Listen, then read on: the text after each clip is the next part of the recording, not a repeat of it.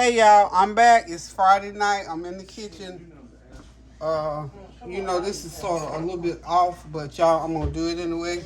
We're gonna make some fish stew. I got about a half of a gallon of leftover gumbo that I'm gonna use as a base. But of course, I got to add some extra ingredients. So I got me some chopped potatoes and onions, and to get the flavor out of them, I gotta saute them. Make sure all the flavor comes in. I'm gonna saute them just about 10 minutes. And then I'm gonna get my other ingredients going, and I'll add it all to the pot. We'll put it together. We're gonna call it fish stew. We're not gonna really call it gumbo tonight because I'm not doing all the steps for gumbo. Okay, I've also got some fresh fish that I cut into cubes, and I got a pound bag of shrimp in there. So this is about I said the fish is about 3/4 a pound, so a pound and 3/4 of seafood in there. And I've got my leftover. This is the base for the seafood stew. That's my leftover gumbo from, remember I did gumbo about 2 weeks ago, so I'm using that as a base. But the main thing was to get the potatoes in here. I didn't want to just throw them into the pot and start cooking them. I like to saute them a little bit. And I've got some minced garlic. This container's almost done, so I'm just gonna, y'all know me, just get everything out of there. That's a couple tablespoons of minced garlic in there with that. Just let that sort of saute, get those flavors melded in there together. And I'm going to put in a little bit of gumbo filet. Got to have a gumbo filet, y'all. Get some of that authentic flavor going. And add some onion powder to it. Meanwhile, over here on this other burner, I've got some water boiling. I'm going to go ahead and add me some chicken bouillon seasoning to that. And that's going to be the broth for the fish stew. Okay.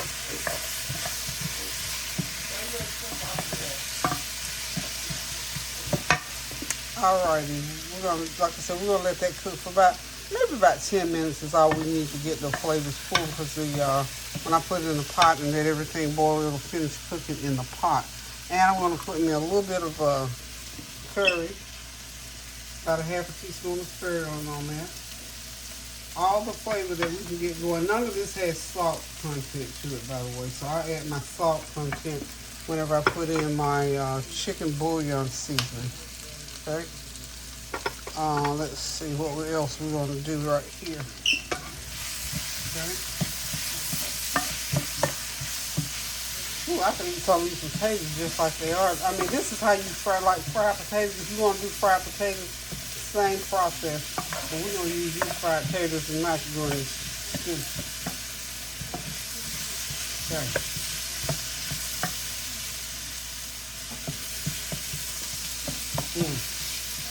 Wow, that's good. Now I'm going to sprinkle those potatoes with about a half a teaspoon of that chicken bouillon, and then I'll add some more to the pot as well. So can y'all just imagine how good this is going to be? And I got to put a little bit of olive oil in. I got to put some of my genuine, from my Dr. Gundy olive oil. Put a little bit of that in there. Oh, you say you never heard of olive oil in gumbo or fish stew? Well, you heard it first on my program right here. You heard it first on Comeonin. Olive oil, that is my oil of choice when I'm cooking anyway with something that requires some oil to be in it. So, here we go. I got that water boiling over there. And what I'm going to do right now, I'm going to go ahead and switch burners and put my water on there.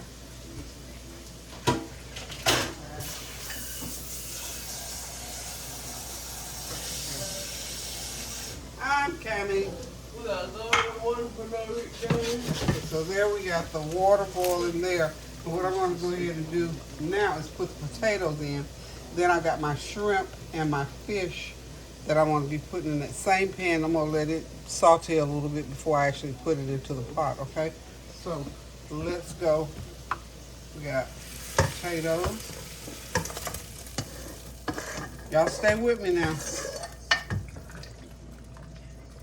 Okay. Got the potatoes boiling. The onions. Put me a little bit more olive oil in that skillet. I'm gonna go ahead and throw in my shrimp and fish and let it saute. Again, you know, for anybody that hasn't been listening all the time, or you know, just don't know this, we'll go ahead and put and saute each individual ingredient of this sort anyway. The purpose for sauteing anything is to pull the flavor out of them. Some is to cook it. I'm gonna drop in a couple of beef bouillon cubes. How's that for flavor? And then I'm gonna continue to season my shrimp and my fish. By the way, that's swai fish that I'm using over there as well. I love me some swai fish. Y'all know I like that pan-fried swai fish. But we're just gonna let this continue to cook here. There's some potatoes, and by the time I get these potatoes and onions cooked well enough, then the shrimp will be ready to go in there. Because you know, when you're making a gumbo, your shrimp is the last thing that you put into the mix. So now, I'm gonna go ahead now and add in my leftover gumbo mixture, my gumbo base, so it goes into the pot. Okay, there we go. Whew. That smells so good. I almost pulled the bowl out in a spoon, y'all. Let's clean that off. Okay, so now I got my leftover ingredients in there. And that was a full-fledged gumbo, is what I just put in there. And you know what? There's some sausage in that particular mixture as well. So if you look at this, you'll see it looks just like a gumbo. And I'm not gonna even attempt to do a roux, because what I tell y'all, this is gonna be a gumbo stew. And in that original gumbo, there was chicken, shrimp, oysters, and sausage. So also I'm gonna add me a little bit of my Jamaican jerk seasoning. Can't add but a little bit of it because it's hot. Okay, so we're gonna let all these different ingredients cook, because the shrimp and I'm gonna bring this back to a boil. So I'm gonna put about probably a half a teaspoon, like I said, not even a half, about an eighth of a teaspoon of this jerk seasoning, because it's hot, y'all. We can't do real hot stuff. Okay. We got my shrimp and my fish over here cooking. Not gonna cook them too much, because see, we just want them to turn the shrimp now, because you know shrimp will get tough on you if you don't watch out. You have to watch out, y'all. You better watch out, just like you have to watch out for Santa Claus. You have to watch out for those shrimp, because they will get tough on you. Okay, so I'm gonna bring this back to a boil, and then I'll come back and we'll just end it up, because this actually is only gonna take about 40 minutes from start to finish to get this done, because all these ingredients are already mainly cooked. And you have to do a lot of cooking on this. So we're gonna take those shrimp off the burner, and we shall return. Okay, y'all, I'm back. The fish stew is boiling. The seafood stew, however you want to call it, is boiling. It already had corn in it. The sausage, I've added some extra sausage. So let me just tell you what I put in here. I put some fish, some shrimp, sausage, a little bit of chicken was already in there from the leftover. But just to make a fish stew or seafood stew, you just throw in whatever you want to throw in it. And the main meat or protein is going to be the fish and the shrimp. So I'm going to call it a fish stew. And the other ingredients are just something to enhance the entire pot to make it taste so good you don't want to stop eating it. So I'm going to go ahead and put me about a 1/4 cup of butter in here. So this is Smart Start. So I'm going to put it right on in there. Add me some butter. Y'all know this is going to be good though.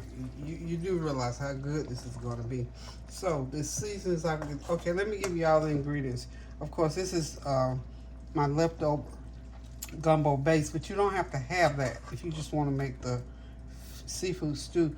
I always put sausage in mine. You don't have to put the corn if you don't. You have to put anything you don't want to put in it. But this, if you want this pot here, minus the leftover gumbo, unless you just happen to have some leftover gumbo in the freezer, then you need fish. You need shrimp. I use swai fish, any kind of boneless fish. Now, some people that make fish stew, of course, they use fish heads, the whole fish or whatever. I can't deal with all those bones, so my fish has to be filleted so that I can eat it and enjoy it, not worry about the bones. So, fish, shrimp, sausage, some potatoes, and of course your onions, green peppers, celery if you have it, and then you put all your other dry seasonings in there. Your gumbo fillet, onion powder, garlic powder. And one secret ingredient. Y'all know I usually have one secret ingredient, but I'm gonna share it with y'all. I had some of that Lipton onion soup mix. Honey, I threw me a packet of that in there. Yes, ma'am, yes, sir. That brought it to another level, I'm telling you. And if you don't want to put that in yours, you don't have to. If you want your stew to be mild, wonderful. And if you notice, the color is, it's a good fish stew color. I didn't have to make a roux as such, but I am going to put a little bit of a roux, and this is cornstarch, just to thicken it up a little bit. Just a little bit. I mixed about a teaspoon of cornstarch in about 1/8 of a cup of water. So just, I don't want it thick. I just want it to thicken it a little bit, okay? So I have just a little bit of a gravy texture to the broth in there. So I think, yeah. That broth is just gonna be outstanding, y'all. If you need to, if you want some rice, you can go ahead and steam me some rice. Put this over some rice. I already got a little bit of rice. I think I'm not gonna cook any tonight. But if you want to serve this over rice, that will work fine. But I believe this is gonna be all right, y'all. It's gonna be all right. I'm gonna let it cook about another 10 minutes. Then I'm gonna go ahead and put my shrimp and my fish in last, and then I'll boil it for another 10 minutes, and it's gonna be done. So y'all hang on, don't go nowhere. I'll be right back. Okay, we're back now. I think it's cooked enough now for us to get the seafood in. My sauteed shrimp and fish goes right into that pot. Give it a good stir, and then we're just gonna let it simmer for about 10 minutes. And we got us some good old seafood or fish stew. We're gonna call it seafood stew. We got us some good old seafood stew, y'all. And you know, for people who don't like to put the corn in, that corn just steps it up about 5 more notches and just makes it real. I'm serious, it just makes it real. Corn does. I didn't put an extra okra in because I felt like it was enough. But this is ready for the world, y'all. Ready for the world. So, if you got some leftovers, or if you just got some fresh fish or shrimp or whatever, get your big old pot and get it going. And that is our Friday night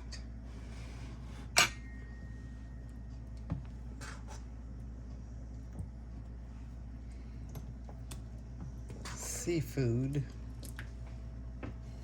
and sausage stew. We're gonna have a ball with this, y'all. And I think all we're gonna do, we're just gonna eat this. We'll probably eat with some crackers or something like that. This is gonna be good. I'm not gonna do any rice because we got corn going on in there. And I'm done, y'all. I'm just about ready to be out of here. It's a done deal. It's a done deal. We'll get the bowls out, honey. We ready to do this thing tonight. So, hope you got something good on your stove this Friday night. I've already had something good to eat. Or, you know, order you something in if that's what it takes. But, you know what? We talk about food and food being a comfort. It is a comfort, but we don't want to get too comfortable with it. But I know one thing. When my belly starts growling and I get hungry, I want me something good to put in it. So if you learn how to cook a few things, you can jump in the kitchen and start cooking up something. Before you know it, you'll have something good on the table and everybody will be gathered around. And you can go ahead and call me. Make somebody's day, because you know anytime you give somebody a good plate of food, it's going to make their day. Look at all that. Look at all of that. Okay. Again, you know, as always, we're going to continue to pray for our sisters and brothers across the world. We know that the war is still going on and still raging in Ukraine, so we're going to continue to pray for those families and for those men out there fighting, defending, even the ones that are offending. We pray for their souls. We do. We honestly do. We pray God's will for their life, and that they'll find some kind of way to come to an agreement and maybe stop the fight. I don't know. But anyway, what we can do as God's children, as Christians, as sisters and brothers, we can pray without ceasing. We can stand in the gap. We can continue to pray and lift up the name of Jesus, and hopefully those who would have ears would hear the word of the Lord and do what God asks us to do. In the end, when he asks us to love one another, be loving and kind to one another. Remember those words? Just love one another as he loves us, and to have no other God before him. If we can do those two things, we'll have more than half the battle is won. If we can do those things, keep God's word in our mouth and be willing to share that word, spread that word, and just keep it going throughout this nation, because I'm telling you, we need prayer on every corner. You figure out in California, that weather is going all over the place. That weather is snowy, it's stormy, it's doing a little bit of everything, and the people that live out in that area, I'm telling you, we're just going to continue to pray for them and keep them high and lifted, that they will come through, they will weather the storm. And, you know, for the war, for those people who have been rooted out of their home because of the war that's raging in Ukraine, and all those children that are being disrupted and displaced and don't understand what's going on. So we just lift up the name of Jesus and pray for each and every one as we go through these trying times, y'all. Even in our own neighborhoods, just so many things going on. So we're just going to continue to pray without ceasing, and keeping everything that we do in life, we're going to keep it to prayer. We're going to give God the glory and continue to just obey his word. So until I decide to cook something again, I'm going to let this, like I said, this is going to boil for another few minutes, and I'm going to lower that heat. And we're going to get these bowls out, and we're going to help us a bowl and have us a good old time with this seafood and sausage stew. So hang tight, and I'll be right back. Let's get some bowls going, y'all.